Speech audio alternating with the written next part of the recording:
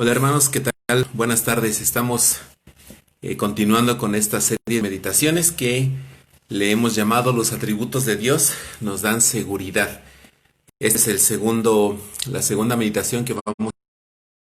Como lo decíamos en el primer video, la intención es recordar lo que conocemos de los atributos de Dios por medio de la revelación de su palabra, y la intención no es tanto hacer un estudio exhaustivo de todos los o cómo entenderlo en el contexto de lo que estamos viviendo en estos días.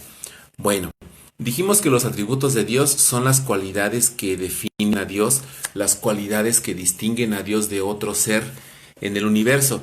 Y dijimos también que los atributos de Dios no son reversibles, que no podemos decir Dios es amor y el amor es Dios, porque la Biblia no enseña eso. Bueno, el primer atributo con el que vamos a empezar es el atributo del amor. A todos, creyentes y no creyentes, nos gusta escuchar y decir que Dios es amor. Eso es verdad porque eso es lo que enseña la Biblia. Sin embargo, a veces nos quedamos en un concepto muy pequeño de lo que implica esta afirmación o este atributo del amor de Dios. Bueno, sin duda este es uno de los atributos más conocidos de Dios.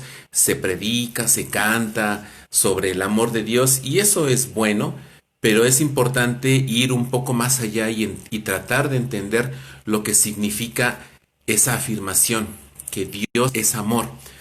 Bueno, es interesante notar que en la Biblia se nos describe a Dios directamente por medio de tres afirmaciones. La primera, Dios es espíritu. Podemos irnos ahí al Evangelio de Juan. El Evangelio de Juan en el capítulo 4, el versículo 24, vamos a encontrar esta afirmación. Juan 4, 24, dice ahí el Señor a la mujer samaritana, le dice, Dios es espíritu, y los que le adoran en espíritu y en verdad es necesario que adoren. Dios es espíritu. Segunda descripción de Dios también en Juan, pero eso lo encontramos en la primera carta de Juan, capítulo 1, versículo 5. Ahí el apóstol Juan nos hace otra afirmación, otra descripción de quién es Dios. Y dice el apóstol Juan, en primera de Juan 1, 5, dice, este es el mensaje que hemos oído de él y os anunciamos. Dios es luz y no hay ningunas tinieblas en él. Dios es espíritu. 24, Dios es luz. Primera de Juan 1, 5. Y la tercera descripción de Dios, también dada por el mismo apóstol Juan y en el mismo libro de la primera carta, en primera de Juan 4, 8, que lo conocemos incluso algunos desde nuestra niñez, dice primera de Juan 4, 8, el que no ama no ha conocido a Dios porque Dios es amor.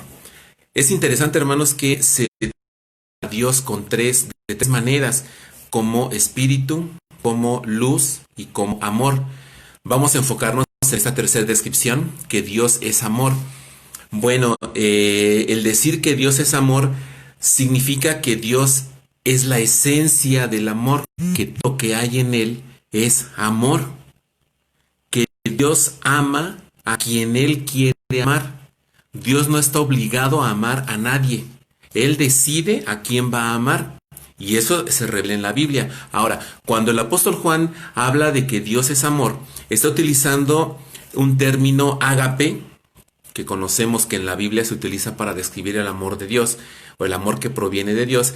Y ágape podemos traducirlo de una manera pues fácil de entender, como decir que ágape es darse a sí mismo en favor de otro. O también lo podemos entender como dar lo mejor que tenemos, dar el máximo bien a alguien a quien amamos. Ahora, esto lo podríamos entender, por ejemplo, en el caso de una madre con su hijo. Una mamá está dispuesta a dar todo lo que tiene por bien de su hijo. Bueno, esa sería una aproximación que podríamos entender. Sin embargo, el amor de una madre, el amor entre esposos, nunca va a llegar a compararse siquiera a la magnitud de lo que significa ágape. Bueno, entonces cuando el apóstol Juan dice que Dios es amor, utiliza una frase en el griego que si la tradujéramos literalmente diría Dios, amor es. En el griego sí importa mucho el orden de las palabras. En nuestro español decimos Dios es amor.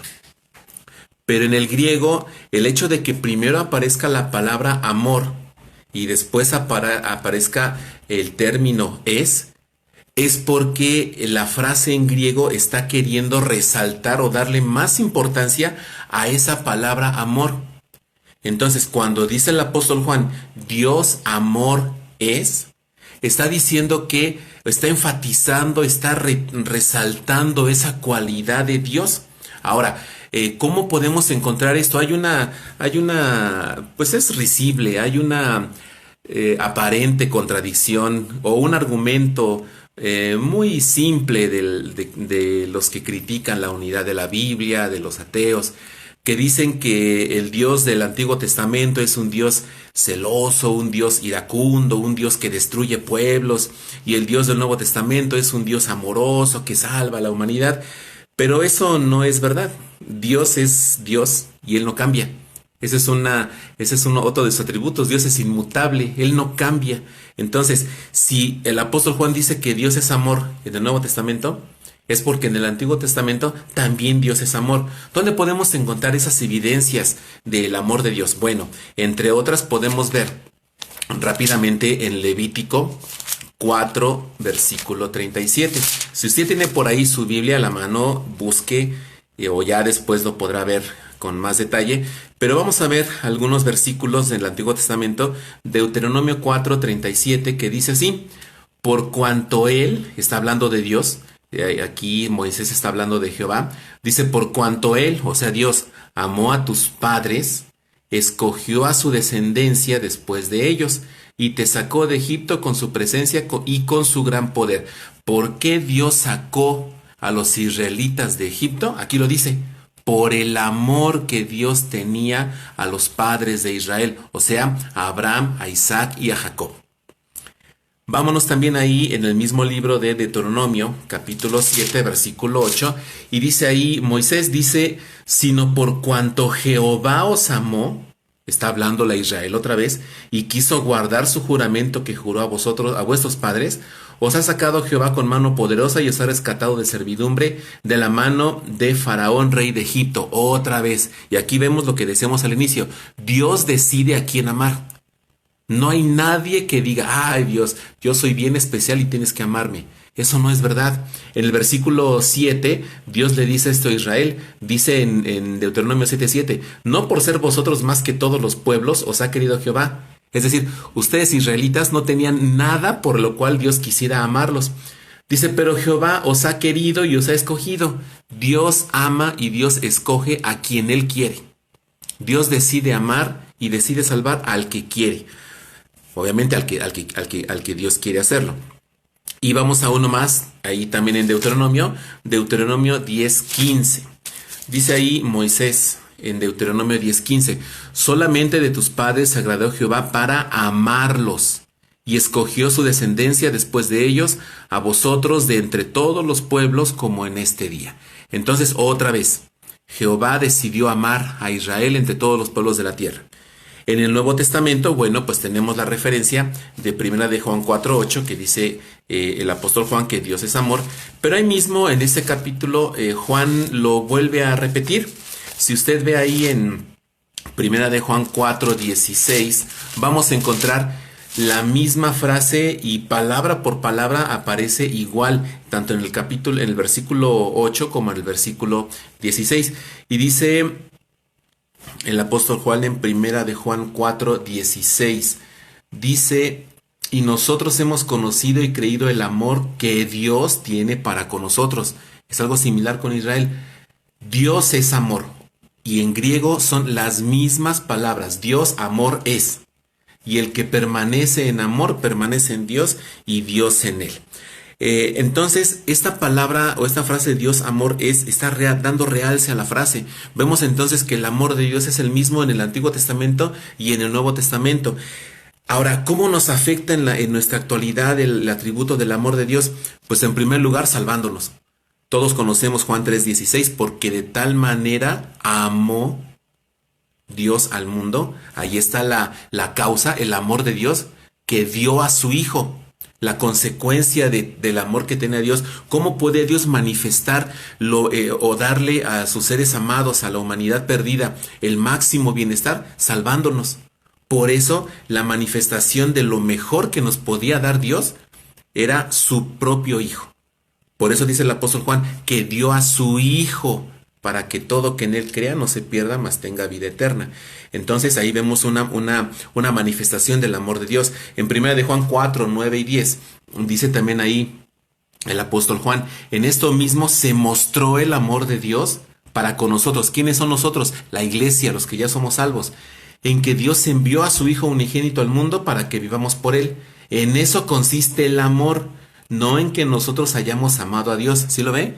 No en que usted y yo hayamos dicho, ay sí Dios, yo quiero amarte, porque eso no pasó así, sino que Él nos amó a nosotros. Nosotros no teníamos nada por lo cual Dios quisiera fijarse a vernos y salvarnos. Pero dice el apóstol Juan que Dios decidió amarnos. Y al amarnos, dice ahí en el versículo 10, envió a su Hijo en propiciación por nuestros pecados. Entonces, y por eso dice el apóstol Juan, amados, si Dios nos ha amado así, debemos también nosotros amarnos unos a otros. Si usted solamente ama a los que le aman, dice Jesús, ¿se acuerdan? Es como cualquier hipócrita. Si usted solo ama a los que le aman a usted, a los que con los que se lleva bien, a los que le dan cosas, a los que le profesan cariño, simpatía, pues usted no tiene ningún atributo, no tiene ningún mérito. Solo si usted ama a sus hermanos en la medida que Jesús lo ama a usted y a mí, entonces usted sí está reflejando una parte de ese amor de Dios. Por eso una evidencia de un cristiano verdadero es amar a sus hermanos. Ya no tanto amar al mundo pecador, no, sino amar a sus hermanos. Por eso lo remarca el apóstol Juan. Ahora, el amor de Dios es eterno. El amor de Dios no pasa. No es como nosotros que llegamos a decir, ay, pues es que ya se acabó el amor. Uy, no, pues es que al principio del noviazgo todo es felicidad, pero un día se va a acabar el amor. O como alguien dice por ahí, es que este hermano está viviendo su primer amor, pero se le va a terminar y va a dejar de hacer eso. Hermanos, esa es una blasfemia, esa es una mentira, porque el amor de Dios es eterno. Y dice ahí en Apocalipsis 1:5, ve ahí rápidamente en su Biblia, Apocalipsis 1:5, dice ahí Juan, y de Jesucristo, el testigo fiel, el primogénito de los muertos y el soberano de los reyes de la tierra, al que nos amó y nos lavó de nuestros pecados con su sangre. Es interesante que en el texto griego no está escrito en pasado. Esta frase, al que nos amó, se debería traducir más en presente, al que nos ama. En algunas traducciones ya más apegadas al texto griego, se traduce al que nos ama. Entonces el apóstol Juan está diciendo al que nos ama, y como nos ama, por eso nos lavó. Vea usted, hermano, que el amor con el que Dios lo salvó a usted es el mismo amor con el que Dios lo sigue amando. Eso significa que no hay nada que usted pueda hacer que haga que el amor de Dios por usted disminuya. Es triste escuchar cristianos que dicen, pues es que yo creo que Dios ya no me ama porque yo he vivido así, he pecado de esta manera, he hecho muchas cosas malas, yo creo que Dios ya no me quiere, Dios ya me abandonó. Hermano, si usted dice eso, debe entender que eso es un pecado, porque el amor de Dios no cambia. ¿Y por qué el amor de Dios no cambia? Porque porque Dios es inmutable. Entonces, no hay nada por más pecaminoso que usted pueda hacer que lo aleje del amor de Dios. Ahora, esto es importante. Esto no significa que entonces voy a hacer lo que se me ocurra porque al fin Dios me va a seguir amando. No, porque si nosotros hacemos eso, significa que realmente nunca somos salvos. Ahora, el amor de Dios entonces, hermanos, si lo entendemos de esta manera, nos asegura que siempre vamos a estar bajo la protección y el cuidado de Dios en medio de las dificultades. Y eso es precisamente lo que el apóstol Pablo enseña a los romanos. Si vemos ahí en Romanos 8, 35 al 39, vamos a encontrar que el apóstol Pablo precisamente estaba enseñando esto a la iglesia de Roma. Dice ahí el apóstol Pablo en Romanos 8, 35 al 39, ¿quién nos separará del amor de Cristo? ¿Tribulación o angustia o persecución o hambre o desnudez o peligro o espada? Esta es una pregunta que no necesita respuesta porque la respuesta es obvia, nada. ¿Quién nos separará del amor de Cristo? Nada. ¿Tribulación? No. ¿Angustia? Tampoco. ¿Persecución? Tampoco. ¿Hambre? Menos. ¿Desnudez? Tampoco. ¿Peligro? No. ¿Espada? No. ¿COVID? No. Nada nos va a separar del amor de Cristo. Y sigue diciendo el apóstol Pablo, como está escrito, por causa de ti somos muertos todo el tiempo, somos contados como ovejas de matadero. Antes, en todas estas cosas, somos más que vencedores por medio de aquel que nos amó. Si usted vence las tribulaciones, no es porque usted sea muy sabio, es porque Dios lo ama a usted. Por lo cual estoy seguro, dice el versículo 38, que ni la muerte, ni la vida, ni ángeles, ni principados, ni potestades, ni lo presente, ni lo porvenir, ni lo alto, ni lo profundo, ni ninguna otra cosa creada nos podrá separar del amor de Dios, que es en Cristo Jesús, Señor nuestro. El apóstol Pablo está diciendo dos cosas que nadie puede negar. ¿Qué nos separará del amor de Cristo? Nada.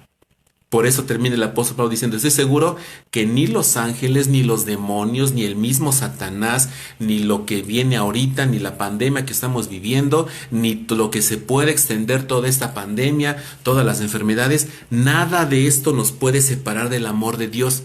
Porque dice el apóstol Juan en Apocalipsis 1:5, Él nos ama. El amor de Dios es permanente. Ahora, en consecuencia, nosotros debemos amar a Dios y dejar de amar lo que antes amábamos. Dice ahí el apóstol Juan en Primera de Juan 2:15, un texto que también deberíamos tenerlo bien claro y yo creo que hasta de memoria. Dice el apóstol Juan en Primera de Juan 2:15 y 16, no améis al mundo ni las cosas que están en el mundo. Si alguno ama al mundo, el amor del Padre no está en él. Porque todo lo que hay en el mundo, los deseos de la carne, los deseos de los ojos y la vanagloria de la vida, no proviene del Padre, sino del mundo. Si usted ama a Dios, tiene que detestar el pecado que hay en el mundo. Si usted ama a Dios, deje de amar los pecados, los placeres, los deseos de la vista, los deseos del orgullo, los deseos que ensalza la humanidad. Usted debe detestarlos. Porque eso dice el apóstol Juan, eso no viene del Padre, eso viene del mundo. Y usted, como es, usted es el objeto el depósito donde se vertió el amor de Dios. Usted debe vivir como de una manera digna a como Dios lo amó a usted. Entonces, hermanos, ¿qué podría separarnos del amor de Dios? Nada. ¿Qué debemos hacer entonces? ¿Pecar? No. Tenemos que obedecer. Dice el apóstol Juan finalmente en Primera de Juan 5:3, pues este es el amor a Dios, que guardemos sus mandamientos, y sus mandamientos no son gravosos. Si observa, el apóstol Juan nos da dos vertientes del amor. El amor es Dios, más bien Dios es amor. El amor proviene de Dios. La fuente del amor es Dios. Y el amor a Dios es que usted y yo obedezcamos a Dios, que guardemos sus mandamientos y que amemos a nuestros hermanos así como Él nos amó. En estos tiempos de coronavirus hay muchas personas que dicen, y pues ¿dónde está ese Dios amoroso? ¿Por qué si Dios ama a la gente, por qué no quita esta enfermedad? ¿Por qué no sana a los enfermos? Porque ese no es un propósito de Dios. El propósito de Dios es siempre buscar su gloria. Y una respuesta bíblica correcta a esa pregunta de por qué, si Dios es amor, ¿por qué permite tanto sufrimiento? Pues porque Dios detesta el pecado. Y dice el apóstol Pablo, que por culpa del pecado de la humanidad, la misma creación sufre. O sea que no es voluntad de Dios que viniera el coronavirus. No estaba profetizado el coronavirus en la Biblia, porque eso también es algo que se debe aclarar. El coronavirus no es el cumplimiento de una profecía escatológica, no lo es. Es una de tantas señales que podemos ver, pero en la Biblia nunca se habló de una pandemia de coronavirus. Eso sería digno de otro tema de estudio. Pero si Dios permitió esta pandemia de coronavirus, es porque es una consecuencia del pecado de la humanidad, como todas las otras enfermedades. Entonces, si usted quiere sentirse cuidado, amado por Dios, siéntase así, porque Dios lo amó tanto a usted que dio su vida en una cruz.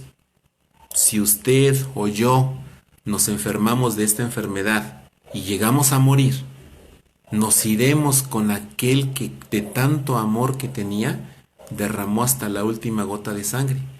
Así que como dice el apóstol Pablo, la muerte para un hijo de Dios debería ser un signo de victoria. Y como dice Romanos, si vivimos, pues vamos a vivir para Él porque Él nos amó. Y si morimos, vamos a morir por Él porque Él nos amó. Así que sea que usted viva o que usted muera, el amor de Dios va a estar siempre con usted.